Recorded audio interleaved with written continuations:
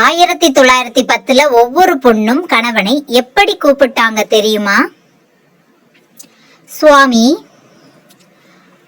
1920 எப்படி கூப்பிட்டாங்க தெரியுமா? பிரபு.